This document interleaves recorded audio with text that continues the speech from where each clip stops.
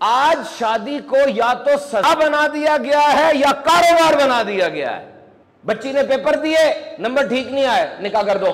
بچہ نشئی ہو گیا، نکاح کر دو. بچہ سیریس نہیں ہو رہا، ذمہ داری ڈل جائے گی، نکاح کر دو. اور جس پیارے رشتے کی بنیاد آپ سزا کے کانسیپٹ پر ڈال رہے ہیں، اس سے کیا ملے گا اس کو؟ اور جو عمل بطور سزا دیا جائے نا، یاد رکھنا اس سے کبھی محبت نہیں ہوتی، اس کی حقیقت کا پتہ نہیں چلتا. اور یہ بیٹی ہے، لڑکی ہے، کوئی ریہیبلیٹیشن سینٹر تو نہیں ہے، ادارہ ہے بحالی معذوراں جہاں پر معذور لوگوں کی پرورش کی جاتی ہے. یہ بیٹی ہے کسی کی، آپ کے نشئی اور آوارہ گرد بچے کی بحالی کا ادارہ نہیں ہے. وہ اس کے جذبات ہیں، اس کے ارمان ہیں، اس کے بھی گولز ہیں.